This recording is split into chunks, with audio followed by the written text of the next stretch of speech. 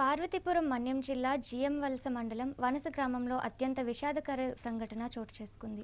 ఒకే కుటుంబానికి చెందిన నలుగురు ఆత్మహత్యకు పాల్పడటంతో గ్రామంలో విషాద ఛాయలు అలుముకున్నాయి. ఈ ఘటనలో ముగ్గురు అక్కడికక్కడే మృతి చెందగా ఒక చిన్నారి పరిస్థితి విషమంగా ఉంది. వివరాల్లోకి వెళ్తే గ్రామానికి చెందిన మేనక మధుసూదన్, ఆయన భార్య సత్యవతి, కుమారుడు మోషా ప్రాణాలు కోల్పోయారు.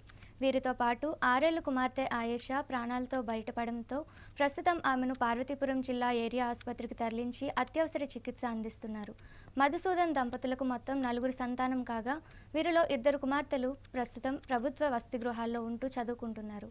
కాగా శుక్రవారం ఉదయం 7 గంటలు దాటినా ఇంట్లో నుంచి ఎవరూ బయటకు రాకపోవడంతో అనుమానం వచ్చిన చుట్టుపక్కల వారు, బంధువులు కలిసి తలుపు బద్దలు కొట్టి లోపలికి వెళ్లారు. అక్కడ కుటుంబ సభ్యులంతా అపస్మారక స్థితిలో పడి ఉండటం చూసి తల్లడిల్లిపోయారు. వెంటనే పోలీసులకు సమాచారం అందించి 108 వాహనం ద్వారా వారిని ఆసుపత్రికి తరలించారు. అయితే అప్పటికే మధుసూదన్, సత్యవతి, మోషా మృతి చెందినట్లు వైద్యులు ధృవీకరించారు. కుటుంబం మొత్తం ఈ దారుణ నిర్ణయం తీసుకోవడానికి గల కారణాలు ఇంకా తెలియాల్సి ఉంది. పోలీసులు కేసు చేసి దర్యాప్తు ప్రారంభించారు. పార్వతీపురం జిల్లా జిఎంవలస మండలంలో వనజ అనే గ్రామంలో ఈరోజు మార్నింగ్ మేనక మధుసూదన్ రావు అని ఎస్సీ పైడి అయిన మార్నింగ్ 8:30 ఆ టైంలో వాళ్ళ కుటుంబ సభ్యులు ఇంకా లెగలేదని చెప్పి చూస్తే ఇంట్లోకి బలవంతంగా ప్రవేశించి తలుపు పగలగొట్టి లోనికి వెళ్ళి చూసేపటికి మేనక మధుసూదన్ రావు, ఆయన భార్య సత్యవతి, అలాగే 2 పిల్లలు మేనక మోజేష్, అలాగే అయోస్ అనే వాళ్ళు మంచం మీద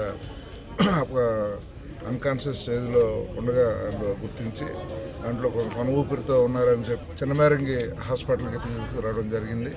దాంట్లో తీసుకొచ్చిన తర్వాత టెస్ట్ చేయగా ఇక్కడ మేనక మధుసూదన్ రావు 35 ఇయర్స్, మేనక సత్యవతి 30 ఇయర్స్, అలాగే మోజేష్ అనే అతను బాబు చిన్న అబ్బాయి, అతను ఒక 3.5-4 ఇయర్స్ ఉంటే వాళ్ళు చనిపోయారు.